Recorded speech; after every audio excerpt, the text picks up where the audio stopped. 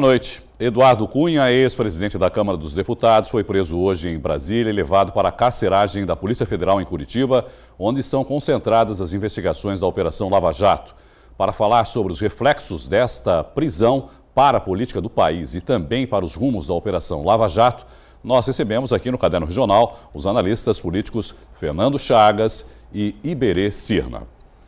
Iberê, boa noite. Chagas, boa noite. Obrigado mais uma vez por participar aqui com a gente. Não chega a ser uma surpresa, essa prisão era muito mais uma questão de tempo, a gente pode dizer assim, não é, Iberê? Não, surpresa era, porque ninguém nem acreditava que ele poderia ser preso do jeito que andava. Ele continuava no Congresso. Todo mundo imaginava, né? Imaginava, mas até agora... Mas, de qualquer jeito, chegou-se à conclusão, né? Embarcou no avião. Eu não sei se você percebeu, quem acompanhou a saída do avião... Ele demorou muito para chegar na cabeceira da pista. Eu fiquei muito preocupado. Dada a esperteza dele, é capaz dele ter comprado o avião. Ele ia pelo Atlântico. Ia para outro lado. Mas ia para lá e ia para cá. Mas né? não tinha combustível para atravessar o Atlântico. Mas, de qualquer jeito, a Operação Lava Jato tem esse processo mesmo. Me preocupa muito que ele agora, se porventura entrar numa delação premiada, que deve entrar, vai entregar mais uns 100 e não sei quantos. Aí cada um que vai entrega mais uns 100 e não sei quantos. Eu não sei quando é que vai chegar na minha casa, porque é tanta gente, e eu vou fazer uma brincadeira, me permita aqui, Irideu. Existe no Brasil um recorde de novelas. A novela mais longa da história da TV brasileira é O Direito de Nascer. Ixi. Né? Teve lá anos e anos. Eu acho que a Lava Jato vai bater O Direito de Nascer. Já, né? Porque é uma novela que não tem fim, gente. Teve a Redenção também. A Redenção também demorou. É ruim isso? Politicamente é péssimo, né? Porque você torna uma segurança e uma instabilidade política, uma insegurança econômica no Brasil muito grande. O que eu vejo, essa prisão do Eduardo Cunha, que foi acelerada pela interferência que ele fazia, inclusive ameaçando muitas vezes os seus ex-pares, os deputados. Ele acelerou Mesmo tendo perdido o cargo, ele continuava ainda de alguma maneira influenciando e interferindo nas investigações da Lava Jato. Esse foi um dos motivos da prisão. Né? Isso acelerou. Agora, é a caixa de Pandora, né?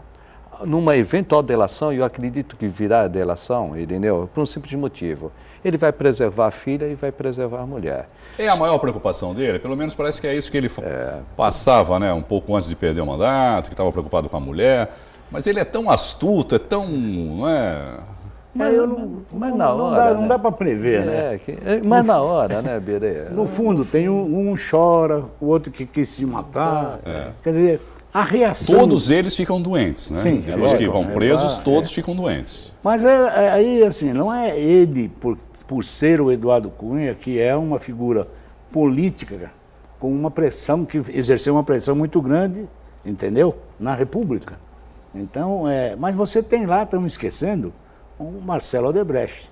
Sim. Nós estamos esquecendo também do poderio de quem está lá. Antônio Palocci. Antônio Palocci. Tem outros tantos. Delcídio Amaral. Nós até esquecemos já quem está lá. O Manteiga saiu por uma circunstância, né? Pegou muito mal perante a população, a imprensa, a sua prisão quando a sua mulher estava num tratamento no câncer num hospital, mas é outro que deve voltar para a prisão.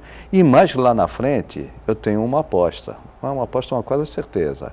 Final de fevereiro, início de março, no máximo em abril, o presidente Lula também corre um sério risco de terminar na prisão. Tanto é que ele vem com artigos, ele vem se defendendo, né, para politizar uma questão jurídica para ele não ser preso. Bom, ele vai ter tempo para pensar o Eduardo Cunha lá, porque não tem prazo determinado dessa prisão. Ele não foi nem a temporária. Foi a preventiva. Preventiva, quer dizer. Já para ele não fugir, porque ele tem dupla cidadania, ele tem muito dinheiro lá fora, e uma fuga dele seria até mal internacionalmente para o Brasil, né? Então ele não sai mais da cadeia, ele só vai sair da cadeia depois de uma delação premiada, e essa delação premiada com fatos novos, que na realidade a Lava Jato, ela já sabe de tudo.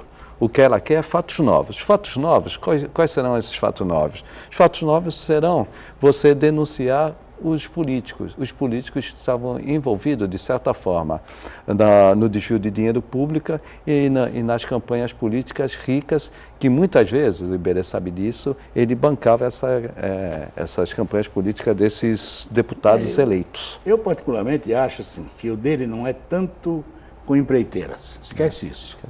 O que deve estar em Brasília é uma insônia generalizada. Porque, no fundo, o relacionamento dele, o poderio dele, era o controle dos grupos políticos dentro do Congresso. Para que se mantenha um controle, nós sabemos como é que isso acontece. São benefícios dados, acordos feitos, e que, de repente, ele, quando foi a votação dele, ele deu uma determinação a um dos mais fiéis, dizendo assim, que anotasse o nome e o horário que entrou para a votação da sua cassação.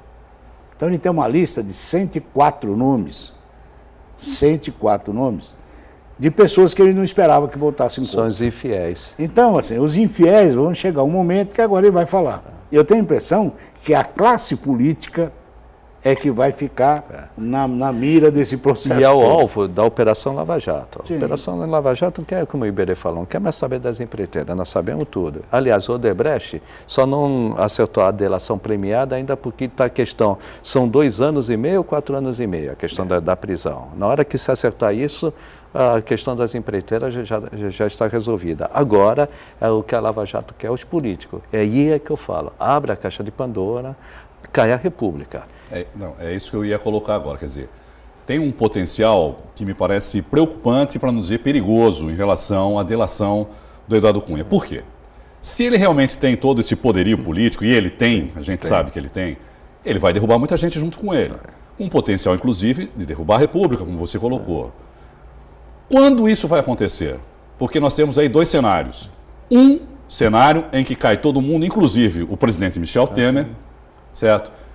Que pode ser antes da metade do mandato e nós teríamos uma nova eleição, ou cair depois, mais para frente, e aí nós não teríamos uma nova eleição, e sim uma eleição indireta via Congresso Nacional. Ou seja, o país ficaria acéfalo de novo, e quem escolheria esse novo presidente, caso isso ocorra depois da metade do mandato, seria um Congresso sem nenhuma credibilidade. Sem legitimidade. Sem nenhuma legitimidade.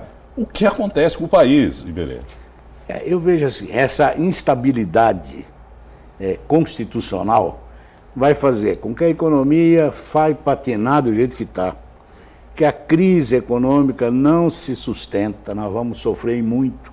Nós estamos falando aí de uma recuperação para 5, 6 anos começar. Não adianta vir aqui com manchete de 22 milhões de desempregados, eu estava brincando, esse mês caiu 0,001, ou seja, arrumar emprego para 2 caras, no mínimo. Quer dizer, se você transformar em número absoluto. E a gasolina baixou 0,005 centavos. A energia elétrica também. Então é assim, nós estamos fabricando uma série de números para tentar dar ânimo. O brasileiro... Porque está difícil, né? Mas está difícil, quer dizer, não existe dinheiro. Ora, a inadimplência gerada por 22 milhões de desempregados repercute em toda a estrutura do governo. A queda de renda, a queda do consumo. Agora, o que mais preocupa, Irineu, é isso. A instabilidade que ocasiona no país, essa instabilidade política vai gerar uma insegurança econômica, e com essa insegurança econômica, agora que o pessoal está se entusiasmando para tentar investir, vai recuar tudo de novo. Com certeza. Então, esse momento, a hora que pegar o PMDB, a hora que pegar outros partidos grandes, vai assustar todo mundo e o investimento recua. O investimento recuando, o que vai acontecer? Só vai agravar a crise. Então, nossa recuperação econômica depende do quê? Depende hoje da política. E a política hoje está pendurada em quê? Na delação premiada do Eduardo Cunha. Nós temos que pôr um agravante aí, que é a eleição americana. Também. A eleição americana, dependendo como ela anda, se eles aumentarem 0,02% do juro... Que vai ter que aumentar. Não tem jeito, ele tem que recuperar. Fuga de capital. Grande fuga de capital. Principalmente com a sem segurança. Exatamente. O problema é esse. O pouco capital que ficou, né? Porque a grande maioria acho que já saiu também. Ele estava voltando agora, mas se isso ocorrer, essa instabilidade que nós estamos falando, o Eduardo Cunha faz uma delação premiada que derruba 100 parlamentares. Não vou dizer que derrubem, mas que abale 100 parlamentares. Mas que coloca em dúvida, né? Os juros já tem, mas essa dúvida é bobagem. Os juros aumentam nos Estados Unidos. O capital que poderia vir nesse momento que parece positivo, embora fabricado, esse momento vai se tornar negativo. Aí nós vamos continuar patinando. Aí ocorre isso que você falou, Irineu. Imagina no Brasil uma eleição indireta de um presidente da República por esse Congresso, que já estaria abalado com no mínimo 100 parlamentares envolvidos com Eduardo Cunha. Politicamente falando, em nível partidário, quem ganhou e quem perdeu? Porque eu fico, de repente, com uma sensação de que o Partido dos Trabalhadores saiu na hora certa, porque a coisa vai ficar tão feia, entendeu? Eu acho que assim, porque o PMDB agora está na alça de mira, né? Na alça de mira das investigações. Então, o PSDB, de alguma maneira, vai acabar entrando nessa mira também, não é, Iberê? É que assim, a política partidária brasileira, ela só vai modificar se você tiver seriedade para discutir isso. Então está uma reforma política lá, agora estão falando em voto de lista, para tudo eles se ajeitam, mas não vai mudar absolutamente nada. Mas já estão querendo mudar o financiamento de campanha. Nós conversamos sobre isso aqui, inclusive nas eleições. Eu falei para você, olha, acabou essa eleição, eles vão mudar. Vamos mudar. Aí assim, em criar um fundo, né, que seria depositado dinheiro nesse fundo. Na justiça, para a justiça eleitoral fiscalizando. Então não acho assim que... Eu acho que os partidos, como o PSDB, por exemplo, que hoje é um partido forte, vamos pegar o estado de São Paulo, está entrando no governo numa situação econômica crítica, né, sem muito recurso. Com tendência a ficar pior. Entendeu? E com uma expectativa da população de quem o elegeu. Então, a gente tem que pensar que o partido político é uma roda gigante. Eu acho que agora a ascensão foi do PSDB. O PMDB é o único que fica naquela escadinha do meio. Cai, ele sobe, dois degraus, cai. Tanto que fez, a maioria dos prefeitos é PMDB. Novamente. Você entendeu? Novamente, quem tem maior número de prefeituras é o PMDB. E aí, o que ele vai? Ele fica se mantendo naquela média, ele não entra como o PT foi lá em cima, caiu, desmoronou. E politicamente, o PT pode ficar com duas prefeituras importantes. Isso. Uma do Rio Branco, no Acre, e está disputando o segundo turno em Recife. Que a possibilidade de ganhar é mínima. É mínima também. Provavelmente vai perder lá. O PMDB sempre foi o partido que garantiu a estabilidade política do Brasil. E neste momento ele está no olho do furacão, que nem você falou, está na hora de mira. A hora que derrubar o PMDB, que eu digo derrubar, né? Vamos dizer, pode pegar o atual governo, pode pegar. Aí o PMDB também Mas um dos pilares do PMDB era o Eduardo Cunha. Eduardo Cunha. O financiamento, se tudo é verdadeiro, que se fala nos bastidores, o financiamento do PMDB de muitos deputados vinha por intermédio do Eduardo Cunha. Eduardo Cunha. Se ele revelar isso, vai abalar. É a caixa de Pandora mesmo, vai abrir... Aí você já tirou uma perna do PMDB. Do PMDB. Aí você pega hoje um outro que está na presidência, né? Tem um outro que está no Maranhão, que só manda telefonema e tal. Mas é assim... você pega o Temer também, está ficando sozinho. Aí tem lá 8 ministros que estão na Lava Jato, que vai, não vai. A credibilidade do governo está muito bem. E a situação é tão grave que o Renan Calheiros... E denúncia atrás de denúncia, né? Denúncia atrás de o denúncia. Renan vai ficar até fevereiro, né? Isso, e por isso ele quer aprovar. A situação é tão grave que o Renan Calheiros, apavorado com essa situação, quer aprovar um projeto de lei de abuso de autoridade. Não, para embaraçar. Isso é o máximo, né? E ele fica até fevereiro. Então eles estão apavorados. Hoje, ninguém dorme. Hoje a insônia é generalizada em Brasília. Mas acho que esse projeto não passa do abuso de autoridade, até porque ele colocou num pacote lá que não tem nada a ver, né, com o que está sendo discutido. Sabe, é difícil no Brasil falar isso. Eu também achei que não se fatiava o impeachment. Isso é verdade. Eu também achei. É o que está escrito na Constituição. Também acreditei que estava escrito aqui lá. Então tudo é possível nesse país. Do jeito que está. O Zé Disseu foi perdoado, sem né? dúvida, na condenação da Lava Jato. Então, esta coisa depende do sabor do vento. Vai para lá, vai para cá. Entendeu? A presidente do Supremo agora vai rever uma série de habeas corpus cedidos pelo Lewandowski. Então é assim, começa uma brincadeira que judicializou de tal ponto, Esse é um problema. né, que nós não temos mais segurança de entender uma Constituição. O que diz a Constituição brasileira? Está jogada no chão, pô. Não se obedece isso, não se obedece aquilo. A decisão do Ricardo Lewandowski, né, foi ruim para o Supremo e abalou um pilar da Constituição, né, que é o impeachment. Ele tem duas punições, a perda do cargo e a inelegibilidade de quem cometeu o ato. O Ricardo Lewandowski é presidente do Supremo. Então isso tudo acaba criando um caldo de impunidade. Só que aí vem a Lava Jato e fala, não, nós vamos punir todo mundo. Tá, mas aí vem do outro lado um que diz assim, vamos tirar a autoridade dele lá, porque não pode em primeira instância. Para tudo tenta se dar um jeito no país. Eu brinco aqui que, na verdade... São manobras atrás de manobras. Nós é que pagamos a conta, só isso. Nós estamos sentados... Isso é uma condição sine qua non, né? Quem vai pagar somos nós. Nós né? pagamos a conta. Agora, quem está no picadeiro são eles lá. Então, Brasília é outra história, é outro país. Lá eles fazem, lá eles decidem, lá eles enriquecem. Eu nunca vi nenhum deles andando de Fusca, ou de... não vi nenhum. Bom, de alguma maneira isso acaba também com o argumento de muitos que dizem que a Lava Jato só se focava em um partido político, né? Não. Era um complô contra o PT.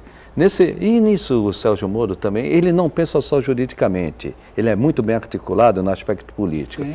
Com essa prisão do Eduardo Cunha, cai por terra que é um complô da justiça, do Ministério Público, da imprensa golpista que quer derrubar o PT. O PT já está derrubado, quem derrubou o PT foi o povo na eleição.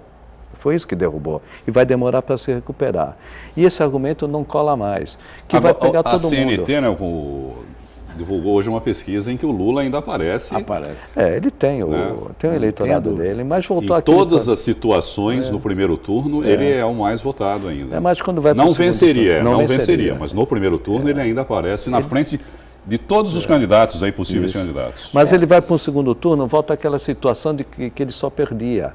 Ele ganhou a eleição quando ele conquistou a classe média. Gente, ele está numa situação, eu acho isso a inteligência feita pelo Moro. Ele é um homem preso com liberdade. Com liberdade. Então é um homem que hoje você está acompanhando pela imprensa, ser vaiado, atiraram pedra, quer dizer, ele está assim, você vê que a cara dele é de sofrimento. Lógico, quem escuta o telefonema do que orientou ele, foi um deputado que ligou para ele e falou assim, olha, se vira Marte, senão você vai... Tanto que ele está fazendo. Ele está tentando politizar. O próprio partido já está avaliando a possibilidade de lançar um outro candidato, não mais o Lula. Né? Não, ele no segundo turno ele não ganha. E por isso, pelo que ele venceria só o Temer. O Temer. Se fosse Lula e Temer, é a única condição pela pesquisa que ele venceria. Mas o Temer ganhou o quê? Mas o Temer, segundo ele próprio, nem vai ser nem candidato. Não, quer dizer, nem deveria aparecer na pesquisa. O Temer, se ele fosse candidato a deputado federal, ele não entraria. Não entraria, É que ele foi vice e o PMDB soube articular toda a situação. O Temer está com a carreira política encerrada. De uma maneira ou de outra. Mas ele já tem tempo, né, para aposentar. Agora, a saída do Lula e do PT é politizar. Inclusive, desmerecer os atos judiciais do Sérgio Moro e agora também do desembargador do Tribunal Regional Federal. O PT fala em um ressurgimento, num renascimento, é difícil. Mas numa renovação. Mas enquanto o ex-presidente Lula estiver no partido, é impossível então, que isso aconteça. Isso é uma coisa que eu tenho... Já se falou até em criar uma nova sigla. Isso, eu acho até que é alternativa. Até porque joga-se todos os filiados e participantes do PT na mesma vala comum. Eu canso de dizer, não é verdade. Nós conhecemos aí petistas, de altíssimo gabarito, de probidade e de respeito, que acreditam naquilo que foi escrito aqui pelo na partido. Baixada Santista, nenhum petista está envolvido, nenhum. Agora você pega o expurgo que o PT tem que fazer, é dolorido. E o PT tem que fazer o diagnóstico correto. Sim. Não adianta mais falar em golpe, não adianta dizer que é um conluio para derrubar o PT. Ou faz um diagnóstico correto e renova, ou então ele vai continuar patinando durante muitos anos. Mas a solução é o que eu estou falando, mas como fazer essa renovação? Né, mas essa renovação põe aí 20 anos. Nós vamos renovar. E aí convidaram o Lula para ser de novo o presidente do partido. Mas é tal história, isso aí é para 20 anos. É 20 anos. Né? 20 anos. Qualquer partido. Começa a olhar o caso do PMDB, depois do PSB, entendeu? 20 anos para começar a ter essa sigla, que eu não sei como é que vai chamar, mas ter ideologicamente a mesma direção. Isto é um fator que no Brasil o partido foi jogado, todos os partidos estão sendo jogados na Lava Jato, na mesma bacia, gente. Todos. Você não acha um? Qual é um partido? E foi o discurso do PT, né? O PT primeiro era combate à corrupção, era o defensor da ética e da moralidade pública. Paladino da justiça. Quando ele entrou, ele fez o mesmo. Aí ele falou, todo mundo fazia, também faço. Então, para a população, para o povo brasileiro, está todo mundo igual. Por isso essa queda. Para a gente encerrar aqui esse nosso bate-papo, vou citar uma crônica do Luiz Fernando Veríssimo, que eu li há muitos anos atrás. Ele dizia que Brasília era uma fortaleza ao contrário. Isso mesmo. Ou seja, né, quer dizer, você briga, luta para entrar nessa fortaleza. Isso. E depois que você entra, você luta para que ninguém mais entre e para manter a fortaleza. Isso é mais ou menos por aí, né, Brasília? Daí a dificuldade da reforma política. Berê, boa noite, obrigado, viu, por participar. Eu que agradeço o convite. Chagas, vocês são sempre muito bem-vindos aqui no Caderno Regional. Muito obrigado.